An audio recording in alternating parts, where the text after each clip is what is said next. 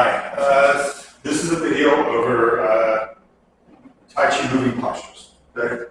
For Chang Tai Chi. If you're doing any other style of Tai Chi, you don't have to do the movements like I'm doing them. You know, say you do a certain lineage or brand or however you want to present it, and just take the idea. You know, a lot of schools would do these anyway.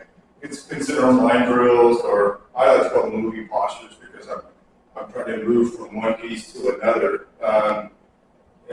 So anyway, based on that, a lot of these videos are going to be like discussing how to do it and those kind of things. These today, I'm just going to do 6 of them to kind of give you the idea of what I'm talking about, right? So like, say you started with your loosening exercises, warm-ups, or maybe if you do exercises, some people are opposed to exercise with Tai Chi. I'm not, and the group that I'm with is not. Then maybe you would do your Tai Chi walking, which is footwork, moving forward, back, lifting the leg, turning, all of that stuff. And then taking the individual postures and practicing practicing that one piece, right? If you're doing it Tai Chi for more for health, right? And the forms are really important to you, then pulling that movement or those movements out that maybe you're having a harder time with, or you want to clean them up, if you just pull those out, right, and practice them by themselves, like this, in these line drills I'm going to do, it will improve the appearance of your whole form by making those other pieces, improving them, right? If you're doing it for application, it's no different than doing the squat out forms or the squat out moving postures where I'm practicing these actions to improve my footwork and my hand and leg coordination, the speed of the action and the fluidity of it, so that I can execute the movement in a better way for application. And if you're practicing Chang Tai Chi, you should think the same way. Like I'm improving how I do this step through, deflect, parry, punch. That way, whenever I have partners to practice with, I can do this move and I'm more cleanly executed. So anyway, that's if you're looking at Tai Chi beyond just the form, and I really stress that to people. The form is great, but it's the attributes that I'm trying to gain from executing those movements. To me, the form itself is more of a litmus test, right? How good is my balance, my coordination? How well can I execute the movements by using my hip and my legs to drive the force into into my hand, for pushing or pulling or striking, etc. So anyway, I'm going to do 6 of these, and I'm not going to really do these with, again, I'm not going to really explain too much. Some of the other videos have all of these in them. But I'm going to kind of do like a medium frame today, and I still am going to engage that hip, right? I need to be able to do this so that I can strengthen the hip flexors and the buttocks, so it's easier for me to bring the foot through. If you're an older person and say the walking gait has gotten smaller, also too for application, I want to be able to move through quickly to make that stride or to evade something. So the more I can strengthen my core and my we'll say my legs, I'm going to have that we'll say that power to move, evade, or to strike, right? And if I'm older, it helps me to maintain my mobility for me to go out and do my daily functional activities. So the first one is going to be brushing. So again, I engage the hip, move through. Right? So like I said, you just pick whatever, I don't know, a half a dozen of these that you want to practice. Maybe you have a hard time with this movement. You may do, the movement that looks like this. Okay? That's fine. It has nothing. Don't look at that part. Just think, okay, is this a good training aid for me to do?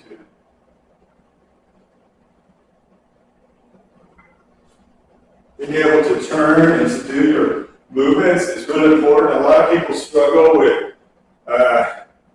turning around, or pivoting when they first start doing Tai Chi, and practicing again, doing the movements like this, it really helps. You can even just do one. I'm just going to do one real quick just to show what I'm talking about. But I can just do one left or right. Maybe you live in a small apartment, you don't really have a lot of room to do several of these. You can always just do this too. Right? Do one here. Turning, I'll do one. But most people have enough room in a kitchen probably to do at least two or three, or maybe maybe have some space in the living room. The next one is slant fly. So move through here. See how I load the hip every time.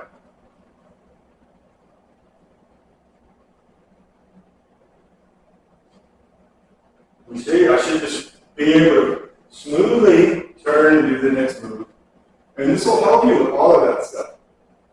And they're good for additional exercise beyond the form, if that's what you're doing the form for.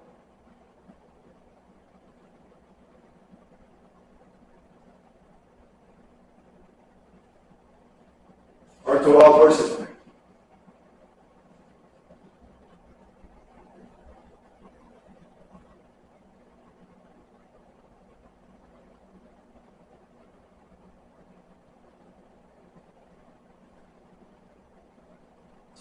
And I'm not trying to do these perfect. I mean, I want to do them well enough that I'm practicing the coordination parts and all of that, but I'm not trying to do these to, like I'm in a demonstration or a competition or something.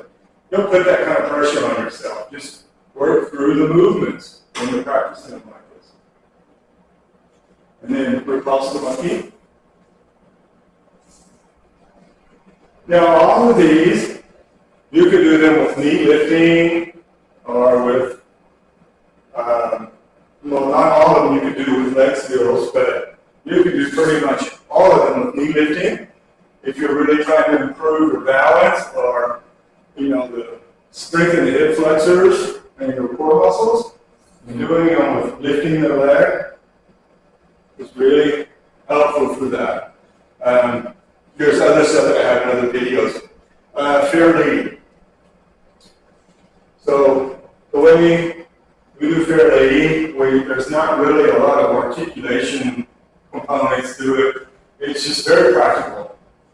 Dealing with a straight line attack and deflecting or moving away as I come through with my hand to make an attachment or a strike.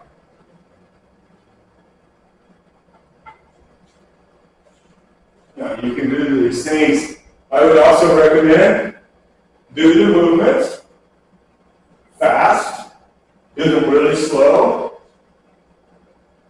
and that'll help you to understand where your stability is and your balance. So play the Pipa.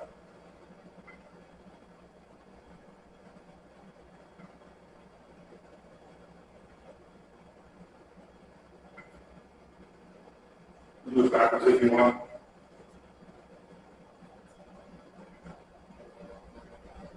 I'm just trying to give people an idea, and at the same time, people that are training with me or within my lineage, we want to practice these things. We see them as having value, right?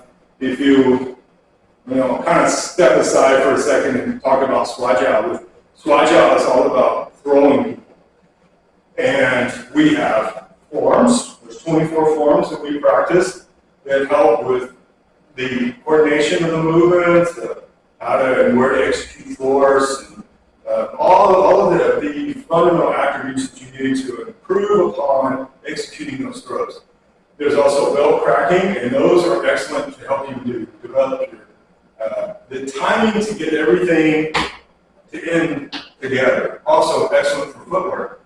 Then there is the 13 Taobao. In the 13 Taobao, we use those in Chang Tai Chi as well. It's a series of, we'll say, stability. They really stress your stability, right?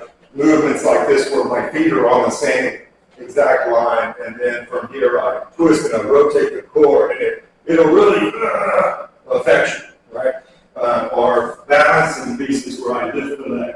Things like that. They're really great if you're young enough and comfortable enough to do them for Chongqi Tai Chi. And if you're doing Swajiao, then you should be doing them in general, because if you want to execute your throws, you get better at the bliss and the stability points. Remember, it's not just me holding my own balance, but in a lot of situations, it's me supporting the other person to a certain degree as I throw them.